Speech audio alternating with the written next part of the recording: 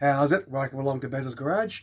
Last time we were here, we were pulling apart the engine, the 31 CI engine, single one. So what we'll do is we'll continue stripping it down, we'll check it over a little bit more, and then we can make a decision on whether we need to put the rings in it as well. So we'll finish by stripping it down a little bit more. This little part here is your crankcase ventilation. So we'll just pull this off and see what it looks like inside here. It's quite a good idea just to strip it right down to absolutely nothing, and then you know exactly that there's nothing hiding inside there or anything that can cause you a bit of a drama at a later date. So hopefully this will just pop off nice and easily. Just grab a little screwdriver and just pop that off. From underneath here. Right, so this is your PCV valve in here. What happens is it allows the crankcase ventilation to blow out and come out through here. So normally what you do is when you rebuild the engine, you shouldn't have a lot of this because the ring should be in pretty good condition, and then you just run this off to a catch can or somewhere externally. So that's all in good condition, not a problem there. Or keep those bolts there, and you can see it's all pretty clean in there. There's not a major problem with that at all. So this is the governor. So the governor sits in here and normally operates on this part here. So this sits on here and spins around, and the governor gets pushed out by these pieces. So all we're going to do with this is we're going to grab this little center piece here, and we want to get this out, and we want to take these little pins out. So what we'll do is I'll see if I can just push these out. It's one of them. You see they actually have a little top on them. So if we have a look at this one, you can see it's almost like a bolt. It's got a little top, so you push it that way out. This one's the same. We'll see which way it goes, and then we'll just pop that out. Okay. And that just slides out. Once that slides out, you're going to pull that out. Now, this is the bit you've got to leave in, all right? So these bits normally fly out. So what we say is as the RPM gets up, these could fall apart. So take them out, you don't need them, but you do need this piece, right? So that's now, the governor parts have been removed from that, and that's safe to put back in. The other side of it is this part. So we'll take it apart, undo the lock nut on the outside of here. Take this off. And we don't need these pieces because we're not going to use this anymore. So give us a bit of a wiggle and it should come completely off. Right, there we go. Now if you look around here, there's a little circlip here. We need to remove that circlip off. So I'll just grab a pair of side cutters and see if we can take this out relatively easy. Just going to grab it with the side cutters and just pull it out. Okay, so we don't need that either, and we don't need that, and then that should go right through. So now what we do is, because we don't need this piece at all, we're actually going to knock this out completely, and then we're going to put a bolt in there. So to knock it out, we need to get a punch, the right sort of size, and hopefully all going well.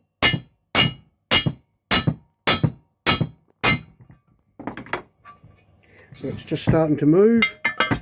It's a bit noisy.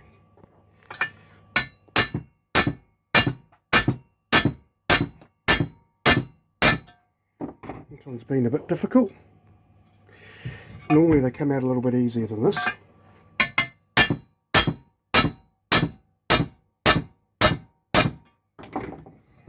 We're getting there.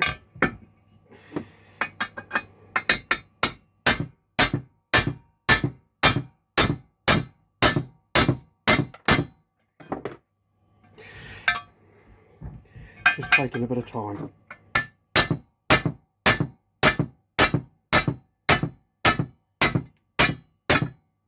There we go. Right, so that's now fully out. The other thing to remember is that in the top of the head here, we've got these little tiny wee dowels. So we actually want to pull those out and keep them in a safe place. We'll pull that one out as well. We'll get some vice grips on it, or just to pull it out. So we don't want to lose them. I might just do that right now before we lose it. We'll grab a pair of vice grips if I can find them in the toolbox here. Yes, we'll do.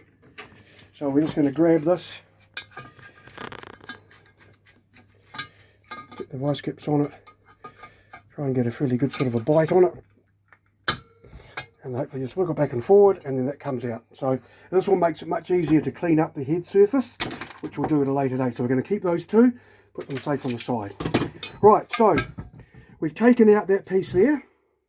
Now what we're going to do is we're going to actually drill this out a little bit, and we're going to put a bolt in. So if we get ourselves some trusty verniers, and we'll have a quick little bit of a measure as to what sort of size that is. So we'll turn them on, and we'll zero it. And we'll see that that is,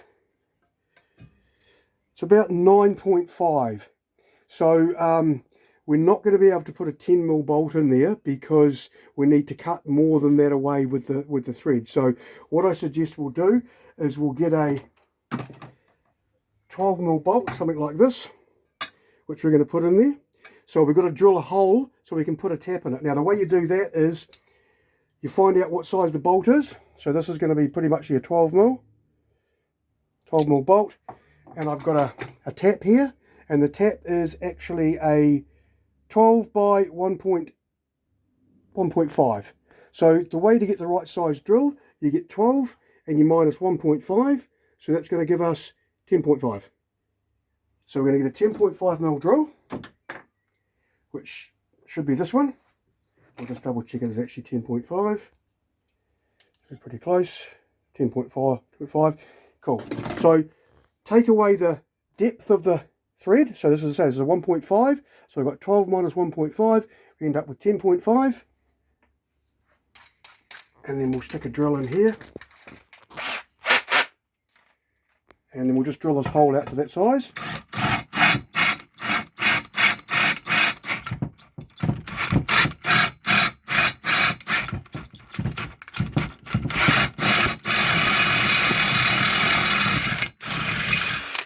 So now that's drilled out, we're going to run the tap down it. I'll just grab the tap wrench, which should be hiding somewhere down in here.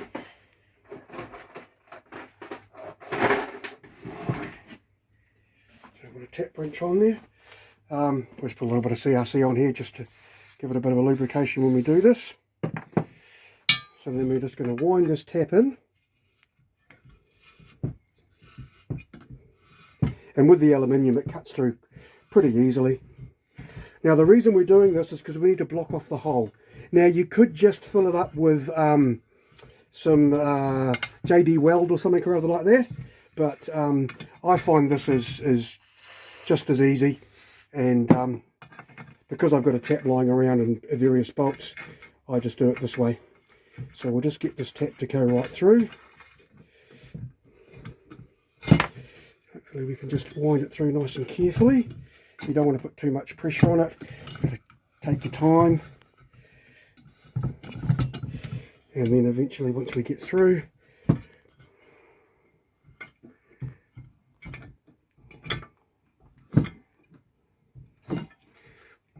you just got to wind it back and forward a few times to get it through. Opposed to clean it all out while you're doing it.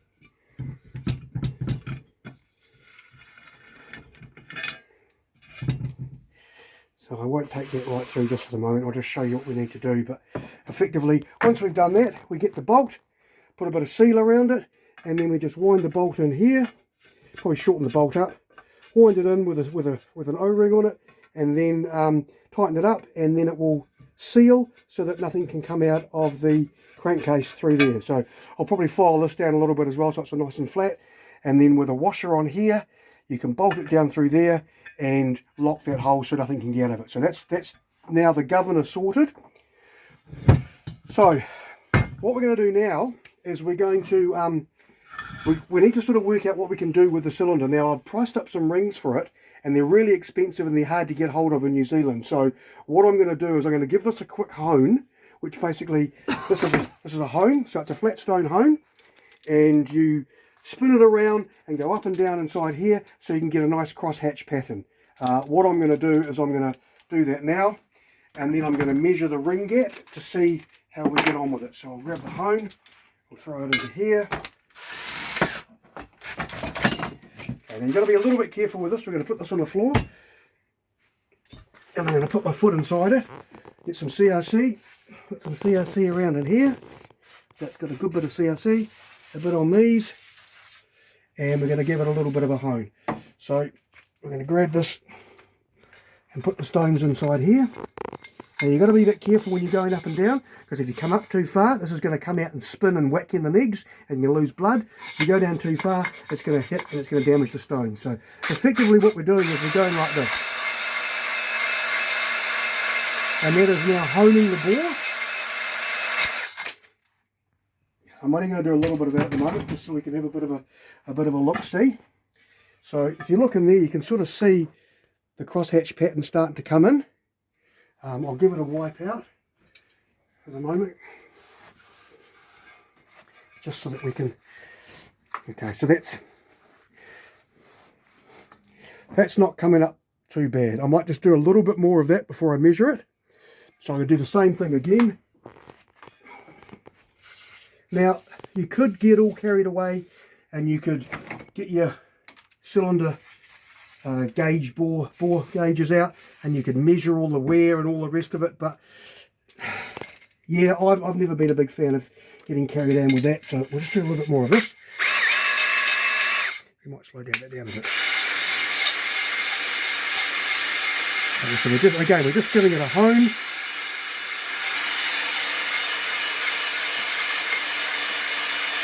Now I'm no expert at this, but it's usually enough to make it work. So we'll have another look in the bore here.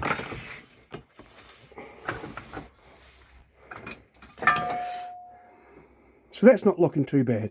I might give that just a little bit more of a touch up. But what I'll do now is we'll do the measuring of the ring, so we can find out whether the rings actually need to be replaced or not. So the pistons here, the top ring is a compression ring, the second one is a compression ring, and the bottom one is an oil control ring. Now I'm only really worried about the top compression ring at the moment, so I'm going to grab this ring. You'll be really careful with these because they are cast iron and they will break and they're very brittle. So we'll take that off of there. We'll give it a little bit of a wipe up. Now quite often these actually only go in one way, and sometimes there's a mark on them to let you know which way up they go. Now if we look at this one, this has, I'm trying to see if it's got a little mark on it. Sometimes they have a mark, sometimes they don't, and they taper. So we'll have a look at this one, and this one looks pretty square. It's got a, yeah, so I don't think it's going to make a difference with this one, because I can't see any marks on it. But what I'll do is I will keep it the same way it came off, so I know that this is the top. So I'm just going to put a little bit of CRC in here, and then I'm going to put this ring in here.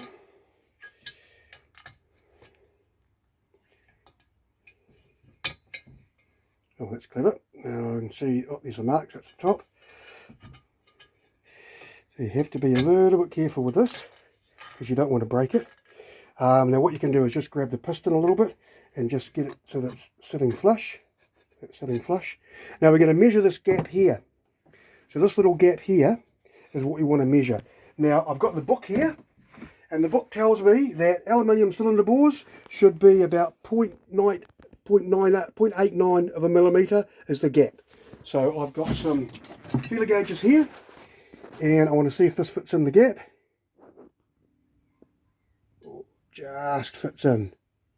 So that's the throwaway size. So what I'll do is just going to go up one more size to see whether it's going to fit. So that was that one and that one. So let's go that one and that one and see if that fits in.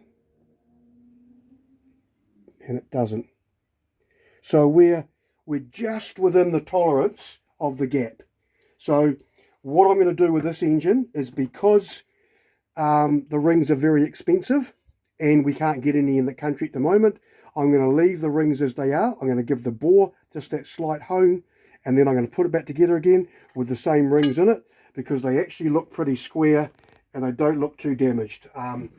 So I think that's the best thing to do. So what I'll do is I'll just put this ring back on here while I'm because I don't want to get it around the wrong way. I want to make sure it's up the right way, and I don't want to break it putting it in, which would be nice.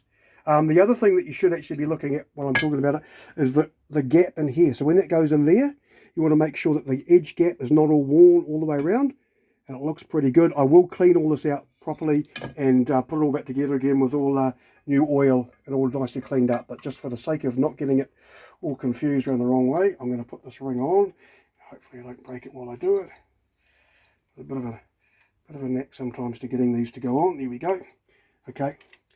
So yeah, we're going to reuse the rings in this because I think it's going to be okay. It's not gone over the tolerance, so we'll leave that. Don't forget that, of course, we are running these engines hotter and at higher RPMs, so a slightly more gap is probably going to be okay.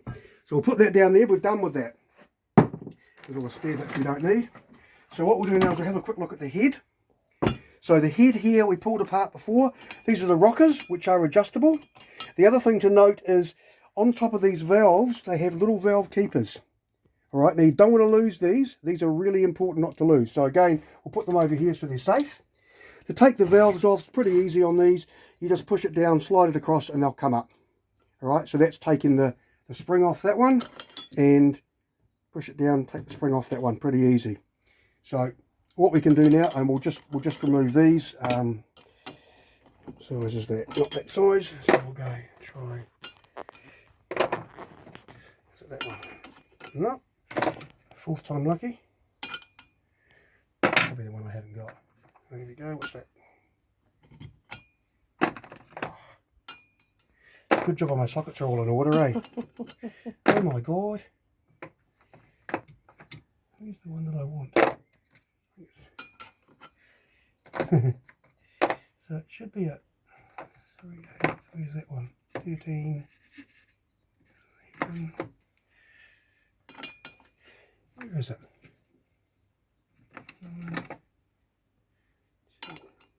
There we go. Knew it was there somewhere. So we're just going to remove these at the moment. These are how you adjust the valve clearances. They actually have a little Torx bit in the centre, which you can adjust the clearance, but we're just going to remove them for the moment and put them safely over there. We'll do the same on this one here. We'll just remove it. Alright, so we're just going to remove those and keep those safe.